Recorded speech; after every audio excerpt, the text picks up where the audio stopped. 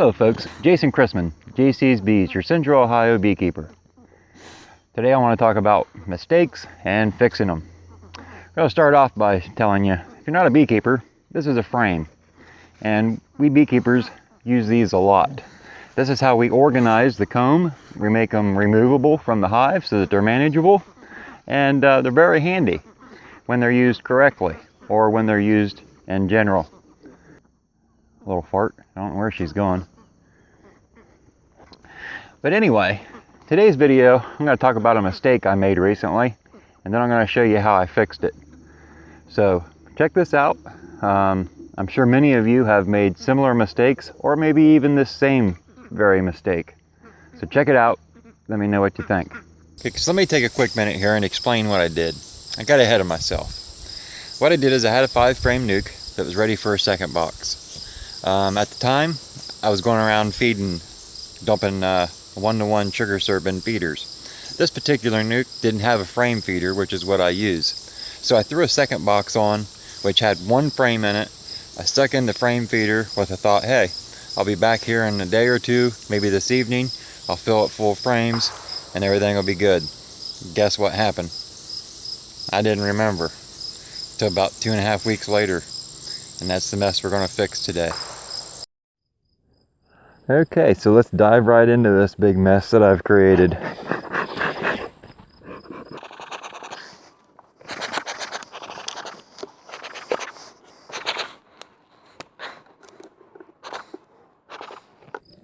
Before I go too crazy with the smoker, I want to move you in and let you get a gander at the mess here. And like I said, I'm glad I caught it when I did. You can see I got my frame feeder right here. I stuck in 1 frame, foundationless, and left a big space, which is a big no-no in the beekeeping world. So what we're going to do is I'm going to remove the frame feeder, and then I'm going to try and remove this frame. What I may end up having to do is remove the top box to get to the comb. I don't know. But either way, we're going to take that piece of comb out, replace the empty area with some deep frames, and that ought to get it straightened out. But to do nothing would be completely wrong and a complete headache when I wanted to go in and do an inspection. So let's get started.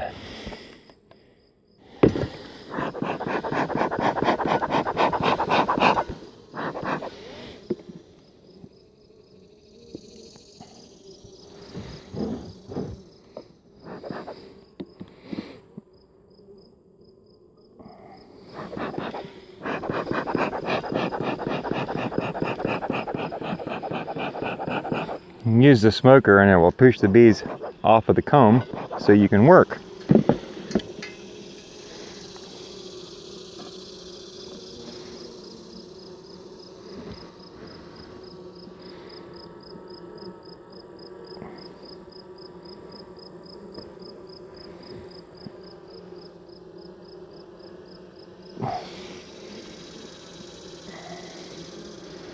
I'm going to try not to cause any casualties, but I'm sure there will be a couple, hopefully none of which are the queen.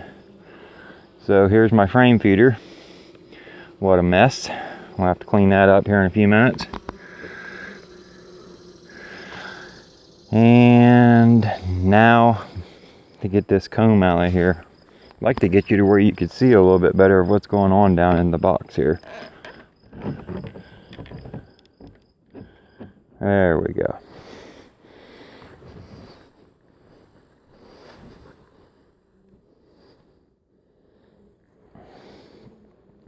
Now let's see what happens when I try to remove this frame. It's probably going to make a big ass mess.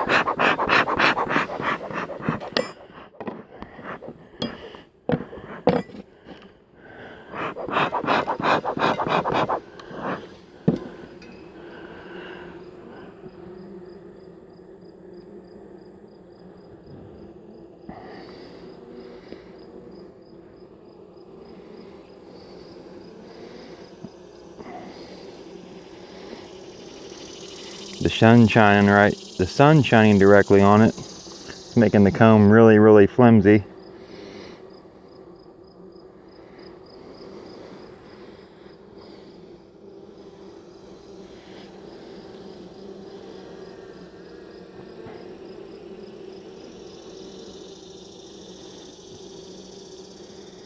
It doesn't help that it's full of honey and really heavy.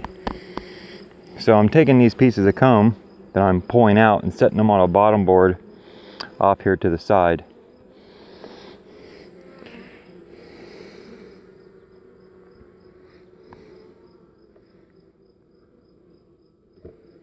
As long as you're gentle, the bees won't bother you.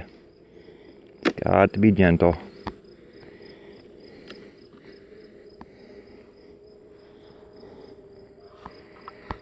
Okay, so now what I want to do, I'm going to slide you back a little bit, and now you get the full perspective.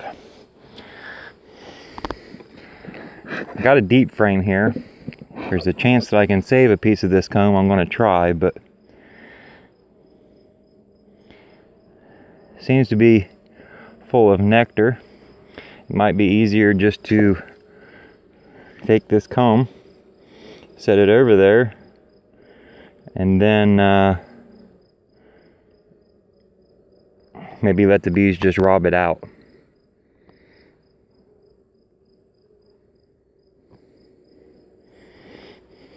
Remember, the smoker's your friend.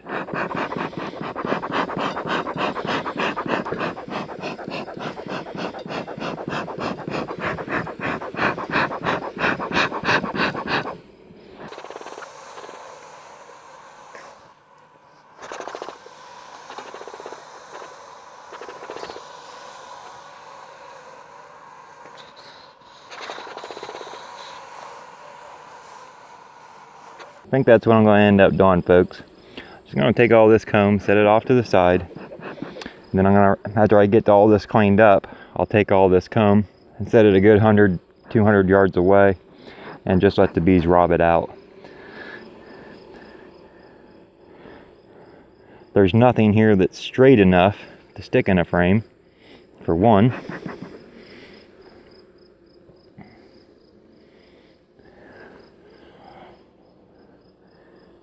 So it just seems like my best option at this point.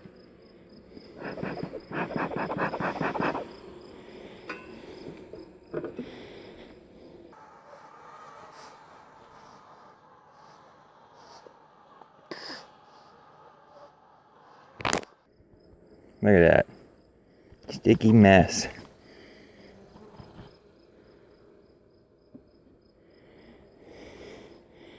This is why you stick all your frames in, folks.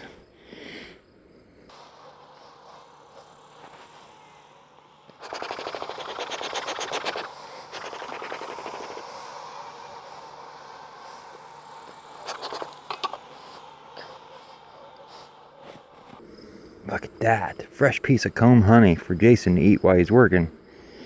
Make sure there's no bees on it.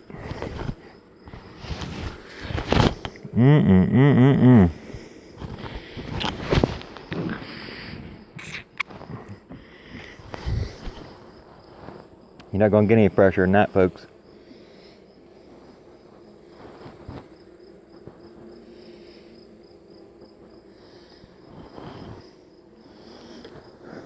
More smoke.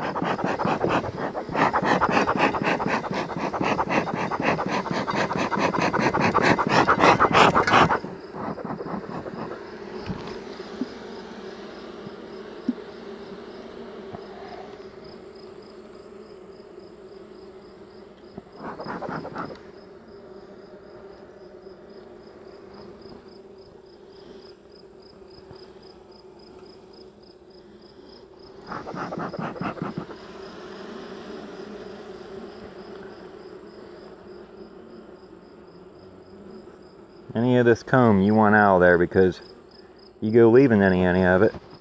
If you go leaving any of it, they're liable to start building some wonky burr comb.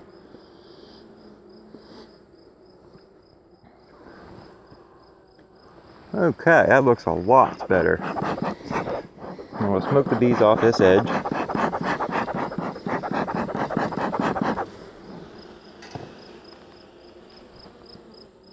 Give them their deep box back.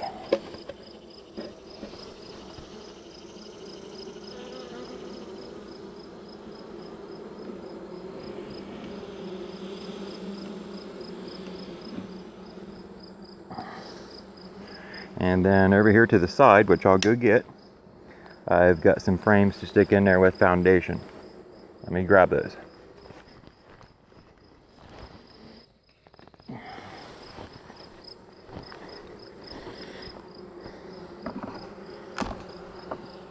This is what Beekeeper Jason should have stuck in there the day he stuck the box on, when he was in a big hurry.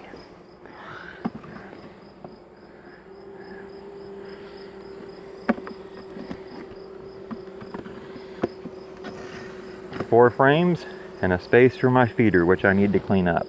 Or, I guess I could stick this back in there. But before I do that, I would want to clean up this edge. I think I'm going to set it over to the side, let the bees rob it out, and then I'll clean it up. For now, I'm going to try and clean off this feeder. So let me relocate the camera. You can see my actions here.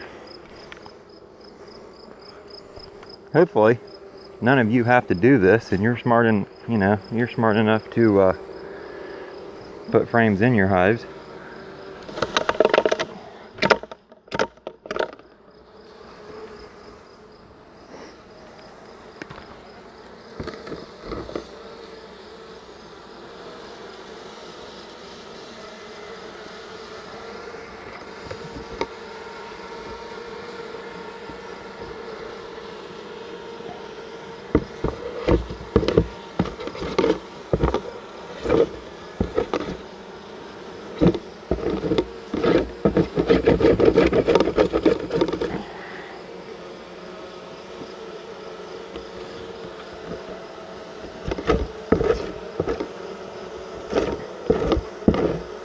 Clean all that up the best you can. Don't want to encourage any burr comb on the side of your feeder. So there. Now we got a feeder without a whole bunch of comb on it. Looks really, really good. Stick it back in the box. And I actually made some syrup, so I may run in and get some of that and feed them before I close that up. But really quickly now, before I get a feeding frenzy going on here and all the bees in my apiary realize I've got this food sitting here, I need to get it moved. So I think what I'm going to do is I'm going to move it a good 100, maybe 200 yards away from the apiary. And I'm just going to leave it sit just like this. Probably going to set it out of the sun somewhat because I don't want the wax to make a big mess. But yeah, that's the game plan. On the way back, I'll stop and grab my bucket of syrup and we'll top off this feeder.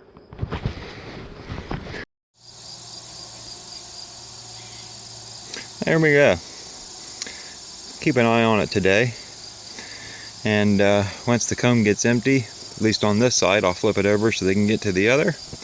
Once it's nothing but wax, I'll clean it up and render it down into a clean block of beeswax. But to give you an idea how far away I am from my bees, we look across the yard there, clear over there, you can just see the tops of the hives, and that's the back row there. So I put a little bit of distance between them. These boxes over here, they're just stored boxes. There is no colonies. Looking at these ones over here. So we got a good distance between them. Got them set up in the shade where the wax won't make a big mess. And I'll keep an eye on it today, like I said. So now let's go back over and feed the colony and get it closed up.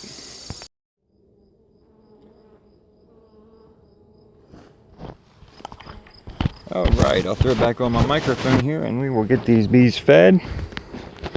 I will go ahead and say, if you do have a colony that you make this same mistake with, if you see eggs in that comb that was up here, then you would probably want to go through those bees and make sure your queen is not in there.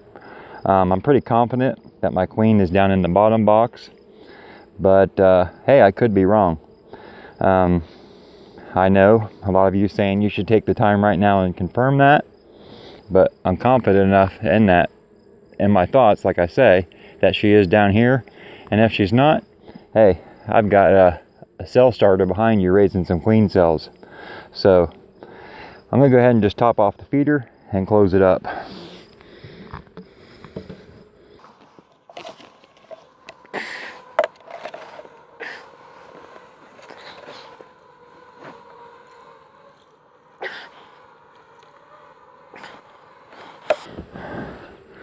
Now, one thing I like to do when I use these frame feeders, and I know a few people that do this, I'll take a handful of grass, like you see here, and I'm gonna stuff it down in here on top of my floats.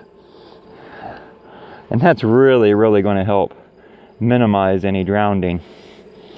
Some people use straw or hay. I find grass works just as fine. So now to close her back up.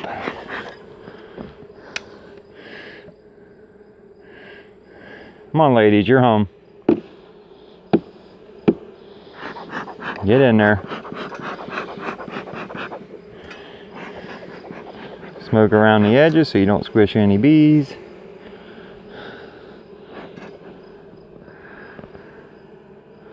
And you call it done after you put the outer lid on.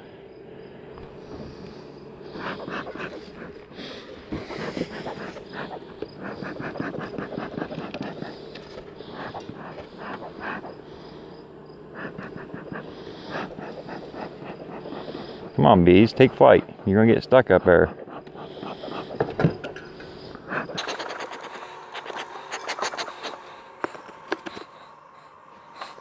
Just like that. We got that situation under control and fixed. It's funny, it's only been about maybe an hour, but I don't really see any nectar at all left. Let's try to flip this piece over here.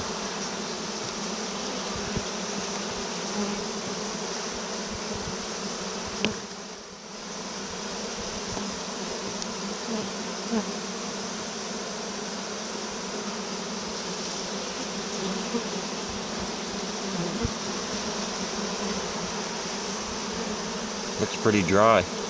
They've done a heck of a job in about an hour. So it's the following morning. Come over here to pick up the comb, the wax, and put it in my cardboard box to save. As you can see, it's completely empty. Some of it did melt and stick to the board, but I can scrape that off easily enough. So that worked. I was successful. Now, the farmer in me, the beef farmer, is not too excited about this, but the beekeeper in me is extremely excited. What you're looking at here is roughly 8 acres of ragweed, common ragweed. Looks just like this. This is what gets everybody's allergies all stirred up if you're allergic. Personally, I'm not, so it doesn't bother me. But it's just thicker than crap in here. It's gonna be blooming here really, really soon. Matter of fact, it looks like it's producing pollen just by looking at my fingers there. Trying to get it to where it focuses on my hand, but that's not so easy.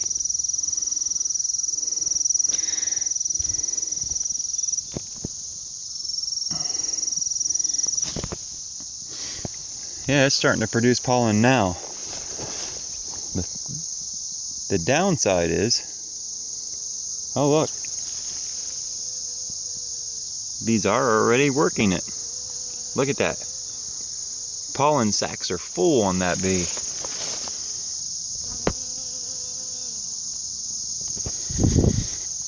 Pretty exciting. Pretty exciting. After it's done, I'm going to mow it off. Get some good forage in here for the cows for the fall.